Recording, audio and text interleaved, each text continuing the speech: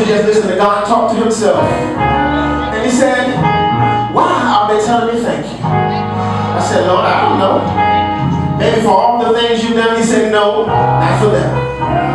I said, maybe because it's 4th of July and we're free and we get to eat watermelon and chicken. He said, no, not for that. I said, maybe because, the bills are paid and the kids. He said, no.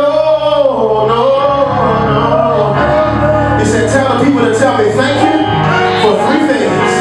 Miracles, signs, and wonders. He said, tell the people miracles, signs, and wonders. Thank you, Jesus, for miracles. Tag team. That's when I get quiet. That's when you must be loud.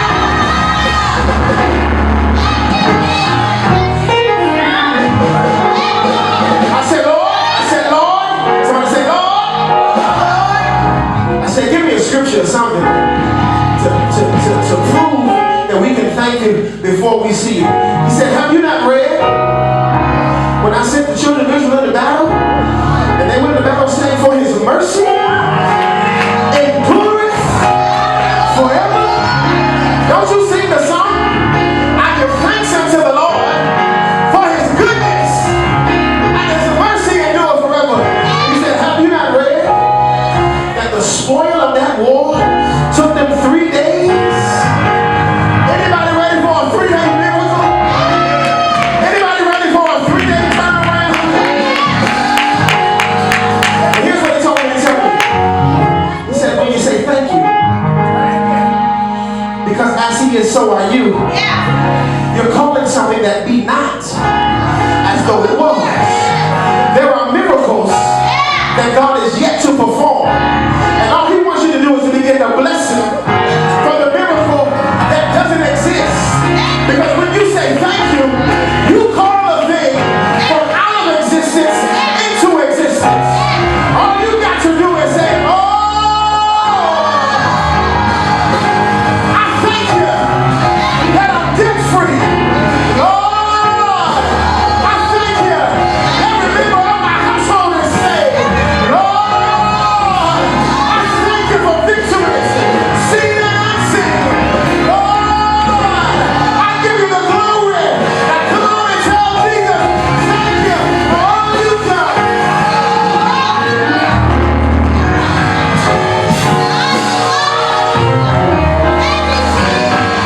For all you've done for me. This for miracle signs and wonders. The least I can do is take the time out to say thank you for all you've done. Come on, y'all gotta sing it like you mean it.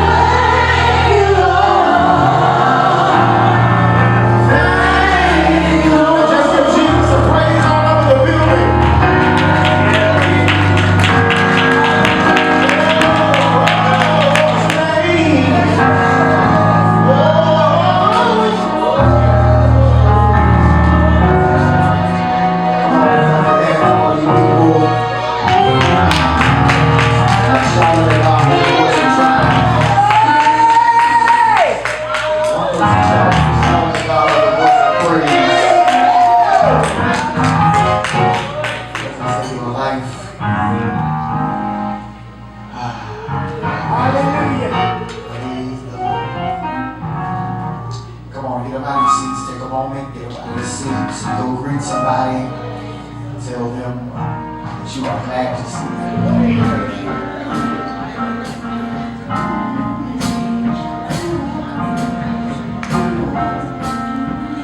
Tell them welcome home. That you are where you are supposed to be.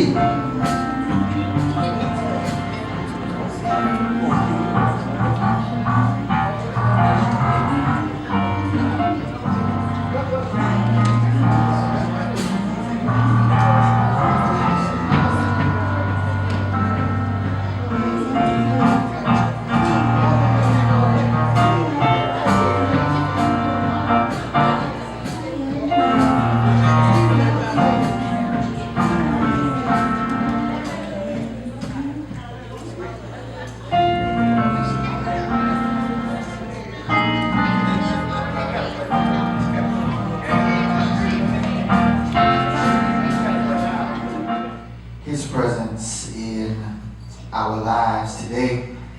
Thank God for the prophetic word that has shaped and formed us in this worship experience today. The wonderful thing about God's word is that it cannot return void, that it shall accomplish that to which He has intended it. And sometimes we may have a tepid response, not really understanding how significant the Word of God is, but we give God praise for His presence. In spite of how we feel, we thank God for our senior pastor and first lady being in the building, for my wife, each and every one of you who are here with us today. We're going to jump right into the Word of the Lord for today, coming from Deuteronomy, the 2nd chapter. Deuteronomy, the 2nd chapter.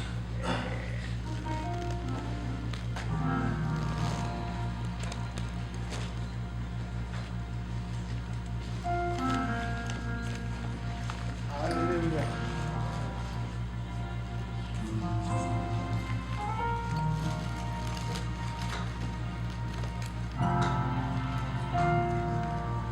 Doing a lot of studying about church growth. One of the things that they all teach is that people don't come to church in July. That's right. Because every resource that I have read, That's right. Pastor, you should take the month of July off because your members have taken it off, That's right. whether you realize it or not. The thing about God, though, is coming to church is that if you're off, then you're off. But if you're going to come, you might as well come and be on, Say that again. or else you just have wasted your time. That's right. Because you never know what God is going to do for you Exactly. when you have made the sacrifice to show up and meet Him. He might just decide to do something special in your life. And so we always want to take advantage of the moments that begin to build momentum in our Hallelujah. lives. Hallelujah. Because momentum takes you to places that you could not otherwise get. I'm preaching good. It's all right. Y'all get there. Go ahead, sir. Deuteronomy, the 2nd chapter. Then in verse number 1, then we turned and took our journey into the wilderness by the way of the Red Sea, as the Lord spake unto me. And we compassed Mount Seir many days. The Lord spake unto me, saying, Ye have compassed this mountain long enough. Turn ye northward, and command the people, saying, Ye are to pass through the coast of your brethren, the children of Esau, which dwell in Seir, and they shall be afraid of you. Take ye good heed unto yourselves, therefore meddle not with them, for I will not give you of their land. No, not so much as a footbreadth, because I have given Mount Seir unto Esau for possession. Ye shall buy meat of them for money that ye may eat. Ye shall buy water for them for money that ye may drink. The Lord, thy God hath blessed thee in all the works of thy hand, even though thy walking through this great wilderness these 40 years. The Lord thy God hath been with thee, thou hast lacked nothing. And when we pass by from our brethren, the children of Esau, which was Seir, through the way, plain from Eloth, from Ezion to Ur, turn and pass by the way of the wilderness of Moab. The Lord said unto me, distress not the Moabites. Mom, why are you calling me right now? I don't understand. I'm in my technology. I can't read your scripture. My mom's calling me. Praise the Lord, everybody. Praise the Lord. And the Lord said unto me, distress not the Moabites. Neither contend with them in battle, for I will not give thee their land for possession, because I have given Ar to the children of Lot for a possession. The Emims dwelt therein in times past, a people great and many, and tall as the Anakims, which were also accounted giants as the Anakim, but the Moabites called them Emims. The Horims also dwelt in Seir before time, but the children of Israel succeeded them. They had destroyed them from before them and dwelt in their stead, as did Israel unto the land of his possession, which the Lord gave unto them. Now rise up, said I, and get ye over the brooks red. And we went out over the brooks of red. In the space in which we came from Kadesh Barnea until we came over the brooks of red was 38 years, until all the generation of the men of war were wasted out from among the host, as the Lord sware unto them. The word of God is rich, it is powerful, it is blessed. Our thought for today is, this land is your land. This land is your land. Father, bless us as we ingest the meal that you have prepared for us to receive. Prepare us now to receive your word. Aware that the month of July marks the 48th anniversary of Refuge.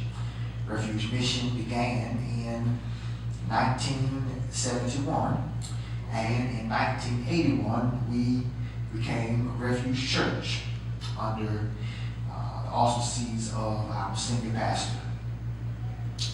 This tells us that for the past 38 years, which will officially begin in October, we have had a very specific identity that started out as a mission but grew into a church, proving the reality that it's never really about how you start, but how you finish is what counts. So while the first 10 years provided the foundation for who we are as a ministry and what we are to become, almost everything that defines this ministry and the way that it is currently constructed has transpired over the past 38 years. This number 38 is significant. We've already looked at perhaps the most famous representation of it in Scripture, when there was a man lying at the pool of Bethesda, to which Jesus asked him, wilt thou be made whole?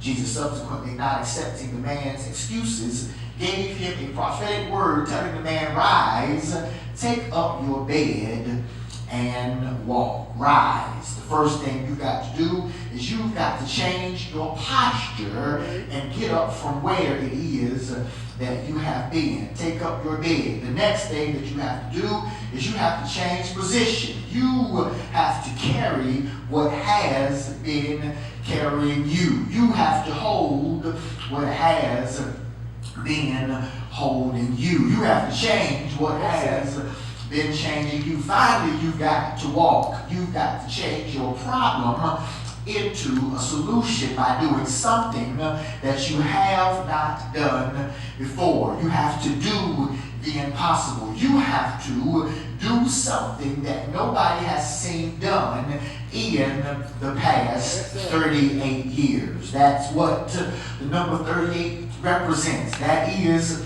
this year, a year where God is not accepting any more excuses.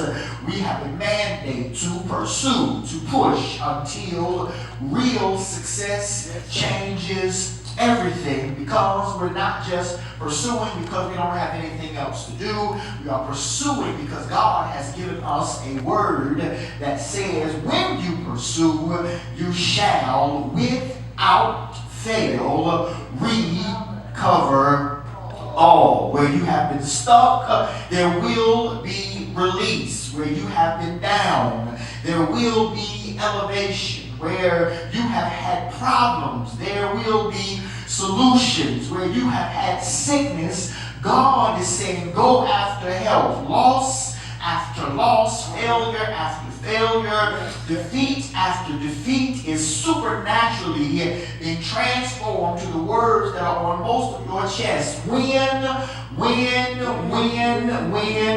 If you don't know the song, Google stole my theme song as a commercial, because this is the energy that God is releasing in the earth right now. You've got to know it without a shadow of your doubt that you have to win this year. You know why you got to win, because you already have the victory. You just have to determine that you are going to go get the victory. This is the moment, the season, the time when you have to be obsessed and possessed with getting back what God has for you. Your peace needs to come back. Your joy needs to come back. Your anointing, your energy, every single thing that belongs to you. You've got 6 months left in this year to get all of it back. That's what the number 38 represents. And so here it is, that besides the man who was recorded in the Gospel of John who suffered for 38 years, there are other instances in the Bible where the number 38 occurs. And this month, our anniversary month, we're not just going to eat anniversary rice. We're going to look into the Bible and examine a few of them, because we are trying to establish clear direction for where it is that we are going. And in order for us to do this thing accurately, there are some questions that we need to answer as they relate to 3 very specific things. The first is vision. What do you see? What do I see? What do we see? We have to be able to see in order to know from whence we have come and understand where it is we are supposed to go. The Bible says, without vision, the people perish. A blind man leading a blind man means that 2 people can't see, and everybody ends up in the ditch. So vision is paramount. You're going to be hearing this over and over again. Next is identification. Who are we? First is vision. What do we see? 2, identification. Who are we? Who are we? Are we people who believe the promises of God? Or are we people who decide to come to church and have a perfunctory experience until 6 o'clock when we're released with the benediction? Are we people who are determined to win, or are we satisfied with not losing by that much? Are we people who are going to be the people that are worthy of the blood of Jesus Christ, or are we going to live beneath the privileges that have been afforded to us? We've got to answer questions concerning vision. We've got to answer questions concerning identification and then operation. Vision, identification, operation. Vision, what do we see? Identification, who are we? Operation, what do we do? What are we going to do about the status that we are experiencing? What are we going to do about our future? What are we going to do about our children? What are we going to do about our homes, about our finances, about our health, about our ministry? What is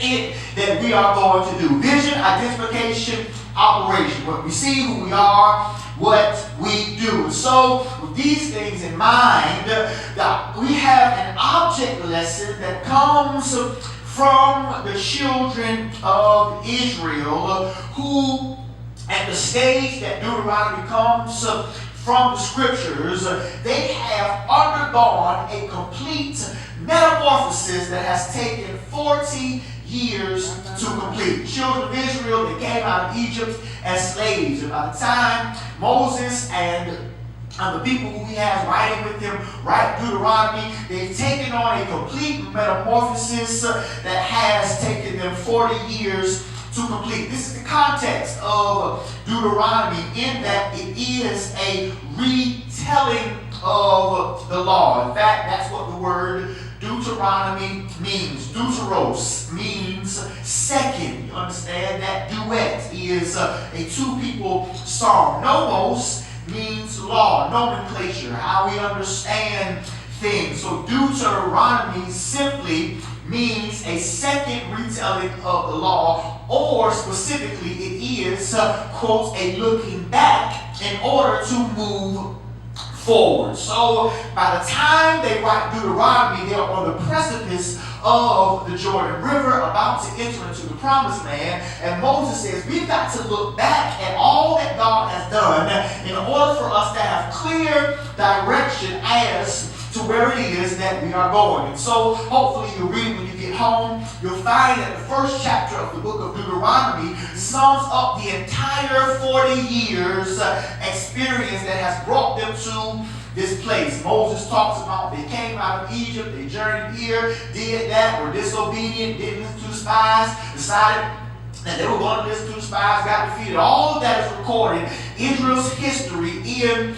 Deuteronomy chapter 1. So when you get to chapter 2, it is a continuation, but Moses now is taking the people on a look back at the things that have brought them up to year 30 and 8. Y'all with me so far? I hope you are. Moses now is looking them back, but he's stopping them at what happened in year 30 and 8, because it's a turning point year for the children of Israel. That should have made somebody dance and shout right there. It's a specific turning point year, the number 30 and 8. And in year 38, God gives Israel such a significant victory over their enemies. It not only helped transform Israel into a great nation, but it began to shape their reputation in the eyes of their enemies. He's looking back over 40 years, but he stops and demarcates what happened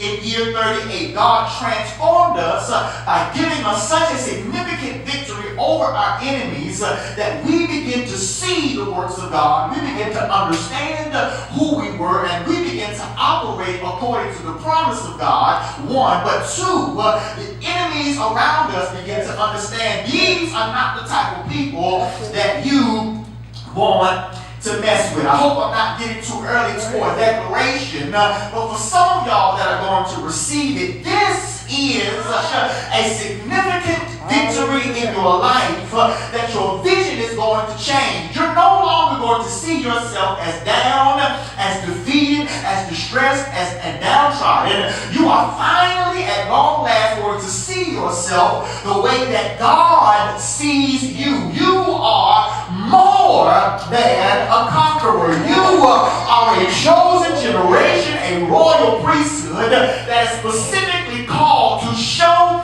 forth the praises of him who's not going to waste time calling you out of darkness unless he has a marvelous light to place you into. I wish y'all would catch on the face and catch what it is I'm saying, but check what God does. As if that's not enough in year 38, this victory is going to put so much fear in anything that dares oppose you that God says they're going to be in pain thinking about coming against you and the God that is in you. I think I'm getting ahead of myself, but in order for this to take place in the children of Israel's lives, they had to assess what they saw. They had to know who they were, and they had to act accordingly. And what we find is those actions were cultivated by the things. Catch what I'm saying, people of God. These actions, these thoughts, these new way of looking at life were cultivated by their experiences while in the wilderness. Look at somebody and say, don't waste your wilderness. Don't waste your wilderness, because the wilderness is designed to teach you and to prep you for what you're going to experience in your promised land. So here it is. The wilderness for the children of Israel became a very unique situation that in many ways begins to mirror our lives as a collective, and many of us where we are as individuals. What does the promised land do? What does it represent? What does the wilderness do? What does it represent? Well, the wilderness is that place where you have been delivered from a storied past. But the children of Israel are stuck in a stagnant present because they're anticipating a celebratory future. If y'all are taking notes, listen to what I'm saying carefully. It is a deliverance from a storied past, but stuck in a stagnant present, anticipating a celebratory future. The wilderness is that awkward position of knowing with gratitude where God has brought you from. You are thankful that I'm not what I used to be. Thank you, Lord, for bringing me out of darkness. Thank you for taking me off drugs. Thank you for having me close my legs. Thank you for not letting me mess with that woman's husband no more. Thank you, God. Thank you for that with gratitude. Yet, in the wilderness, you're thankful for what God has done for you, yet at the same time, you know you're not where you are supposed to be. Yes, Lord, I can appreciate things are much better than they were, but there is a word in my spirit. There is an incomplete unction that has arrested my desires, because I know that what you did before pales in comparison to the victory that is supposed to be mine right now. This is what the wilderness represents, a place where I look back and I say, thank you, God, but I'm uncomfortable because I know that you got better waiting for me just a few yards away. So here it is. The question, the tension of the text becomes, what do you do when you don't like where you are now, but have yet to be released into where you are supposed to be next? Anybody can be thankful for what God did, but sometimes you've got to take a real honest assessment and say, thank you for yesterday, but today is not working for me. I can't wait for today. I need for tomorrow to hurry up and get here. I thank you for what you did. I'm grateful for what you're doing now, but there's something better that's on the way, and I'm ready to experience it. So here it is. What is it that you are supposed to do? What are you supposed to do when you're in now, but you know you should be in next? And you hear the word of God saying, as he said to them in Deuteronomy 2 verse 3, you've encompassed this mountain long enough, turned northward. Here it is. I'm stuck in a situation that God has yet to get me out of, and I agree, I've been here long enough. What do I need to do next? Well, if you caught what he said, the word was turn. You've been going around in circles, but now you need to make a turn. You see, church people want God to turn it around. Every time you turn around, you think God is going to turn it around, but God is saying, I'm not turning nothing no more. You've been going in circles. You need to turn and go in a different direction. You've got to make a decision. This is why this service has been so hard, because God is saying, you can come to church expecting me to blow your hair back like you look like Don King, or you can enter his gates with thanksgiving, and you can enter his courts with praise, and you can be thankful unto him, and you can bless his name, because he's already been good. At a point in time, mature saints have to get to a place where we recognize we've been walking around this mountain long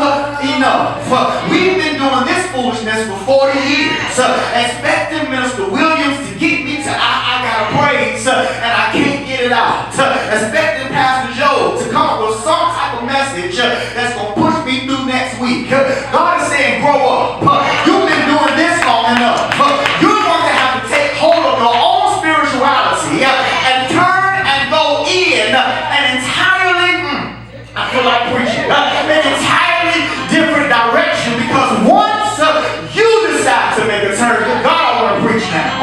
Once you decide to make the turn, then God can release you into what it is that He has called you to receive. Y'all sit down. Here it is. Understand what happened. Let me show you what happened. God says you got to turn northward, and I'm sending you into the land of Esau. I'm sending you into the land of the Edomites. I'm sending you into their territory, and while you are there, don't you touch a thing that belongs to them, because their land belongs to them. I'm not giving you one foot breadth of their land. God says, turn into Esau territory and don't take a thing. You can get some food, you can get some sustenance, but you're turning in their territory in order to pass through Esau territory. Let me see if I can break this thing down all off my notes. Esau had a brother. Esau's brother was a man by the name of Jacob. And if you have studied the Bible, you understand that Jacob had a transformation and turned into Israel, of which the 12 tribes of Israel are direct descendants. Well, Jacob and Esau were twin brothers. What did Jacob do? Jacob stole Esau's birthright. And so for I don't know how many years it has been, the children of Israel were living over in Egypt, while the children and the descendants of Esau are living in their territory, dealing with the reality that there is bad blood that exists between the two camps, because prophetically God said you're going to have two nations fighting against you in the womb. The older is going to serve the younger. God says you've got to turn and go into the territory of family members that's going to treat you like enemies. Good God, I'm preaching good. You see what happens? He says, Jacob, you don't get to take anything from Esau. You've got to turn. You've been circling this mountain long enough. Now your assignment has changed, and you've got to go directly into enemy that should be family, but are treating you like enemies. The one that you treated like an enemy and the one that treated you like an enemy. But guess what? I'm protecting them from you. You didn't hear what I said. I didn't say I'm protecting you from them. God said, don't you touch any of their stuff, because I'm protecting them from you. Why? Because I gave Esau a promise that this mountain, the mountain Seir, belongs to him. So while you have a land that belongs to you, you've got to turn from where you are, go directly into the enemy's camp, but you get none of it. Well, because I'm protecting your enemy from you. Keep reading, Pastor Joe. What happens next? What happens next is God says, you've got to do the same thing. Well, keep reading. Now, go in to Lot territory. And who are Lot's descendants? Well, Lot has two descendants. The Moabites and the Ammonites. Go into Moabite territory. And guess what, Israel? Don't you touch them people. Because I gave Lot a promise. And you cannot take what I have given to Lot. Let me see if I can teach. Yes, sir. Lot had a son called Moab. Because his daughters got him drunk when Sodom and Gomorrah was being destroyed. Yeah, that's right. So the descendants of Lot, Moab, and Ammon are the descendants of drunken incest. Well, God says, go first into Esau territory, the man who despised his birthright, but I promised him something, you can't touch it. Then take this journey and go into Moabite territory, the product of drunken and incestuous relationship, don't touch their stuff. Because if you touch their stuff, I'm going to get you. Because I promised Lot something.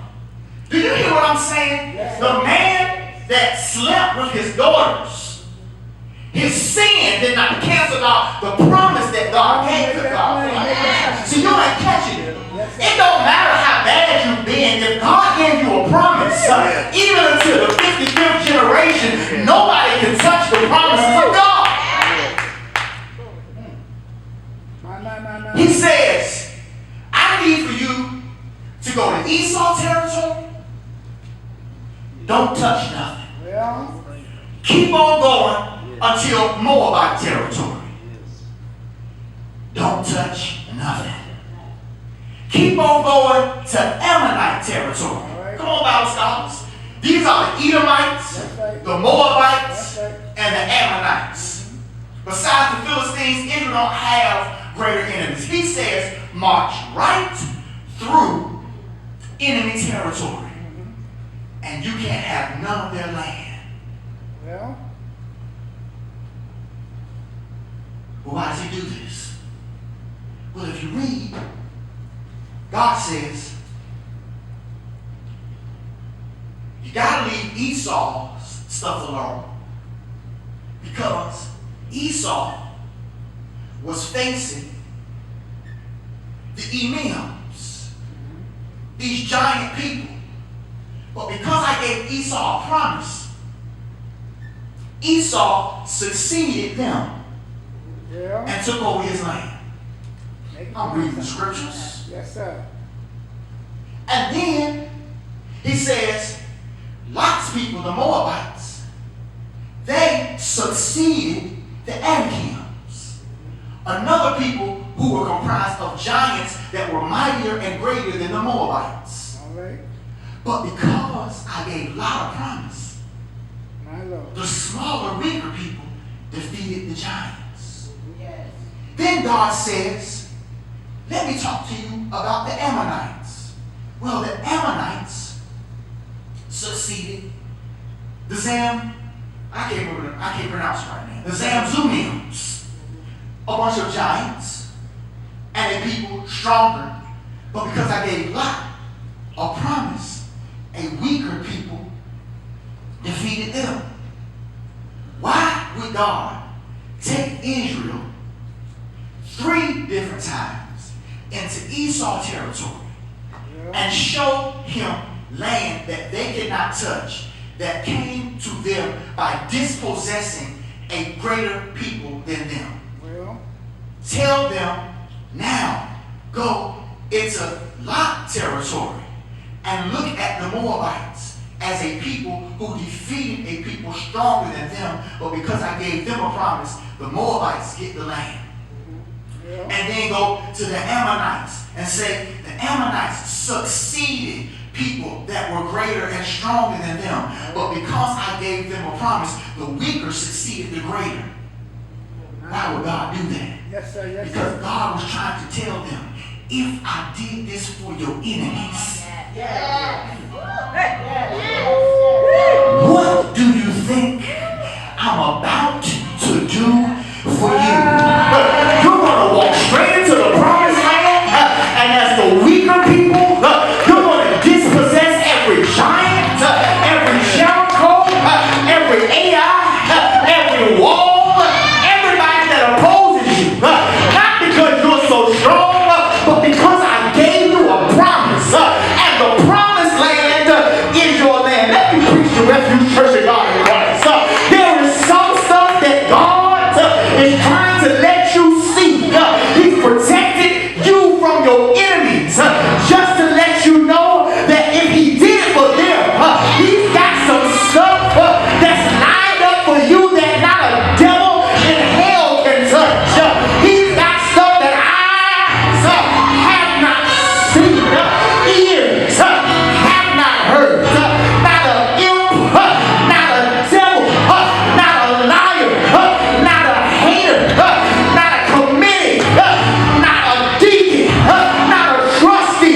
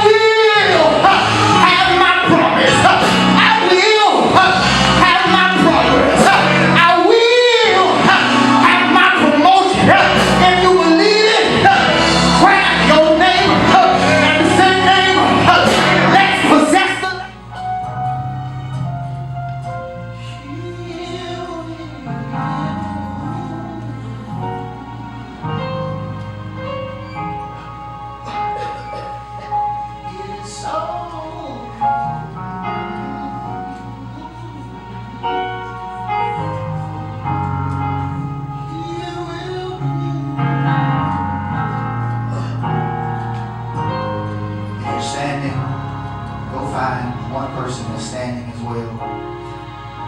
And I want you to lock hands with them.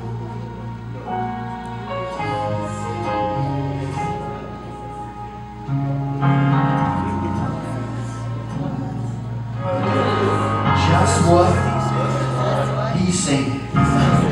Every promise will come to pass. Every word will come to me. It is so. Yes, it is so. He will do just what he said. Whatever it is.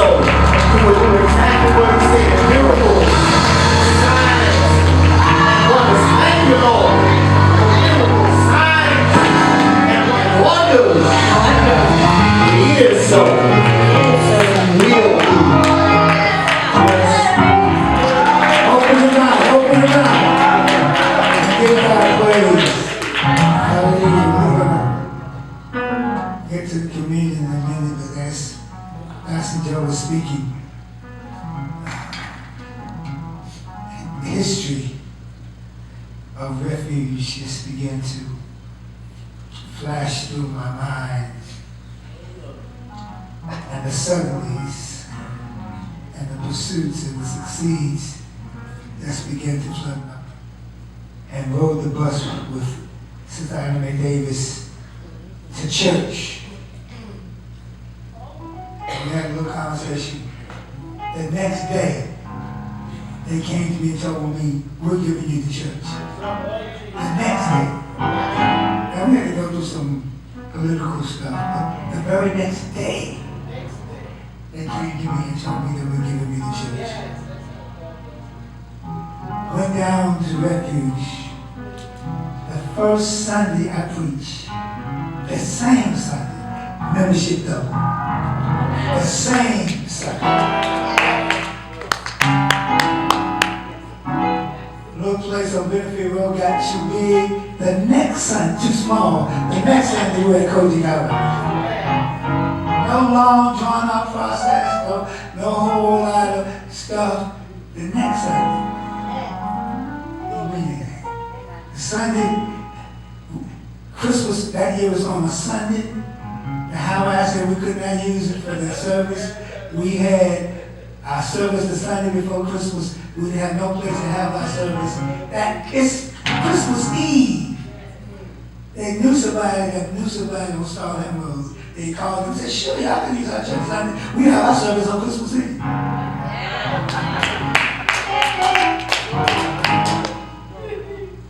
Hallelujah. Hallelujah. When God says pursue, nothing that the enemies that had done to us previously or after stop what God was doing. Even to the very raising the money for the down payment on Starland Road. One Sunday, the church is there. The next Sunday, the superintendent said, "They're out of here. Y'all want the building?"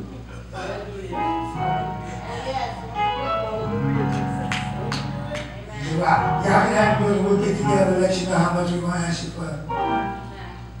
We started raising money. Amen. He said, "We want $15,000. We were about 13, a little over 13.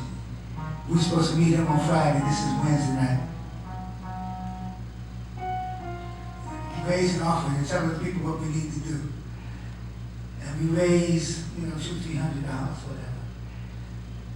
And then Lovey gave Paul a look. And the next thing I know, he's bringing me a check for $1,000.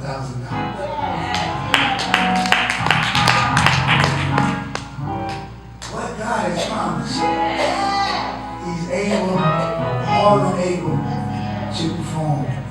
Amen. And not only, one more, we gave up the building on the second Sunday in June. The third Sunday in June, we were here. When we gave the building, we had no place to go. We didn't know where we were going to go. Hallelujah. But before that week was up, God had us in this place. God will do just what He said. Amen. Come on, give God praise. We're going to get to the place where we're not just going to clap our hands, we're going to open our mouth. Come on, let's give God some praise. Open your mouth. Hallelujah. Come on, Sister Desiree, Sister Lenore. Hallelujah. Standing on the promises of Christ my King, through eternal ages. Bless her, put those hands together.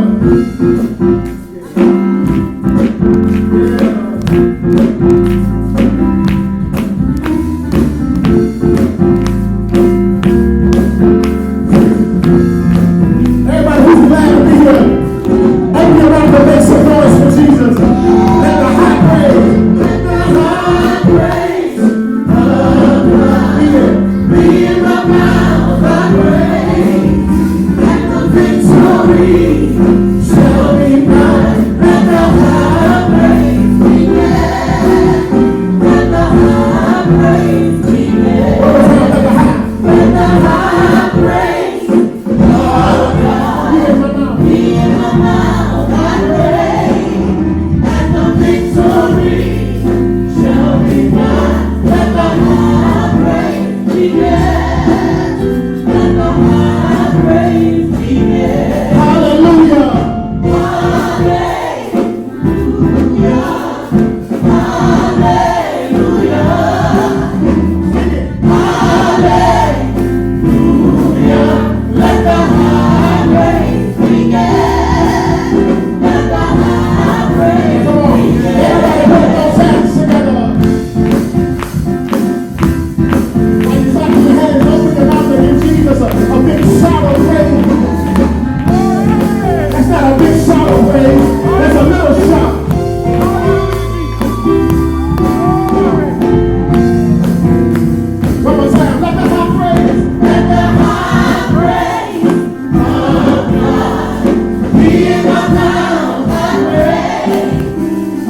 Victory!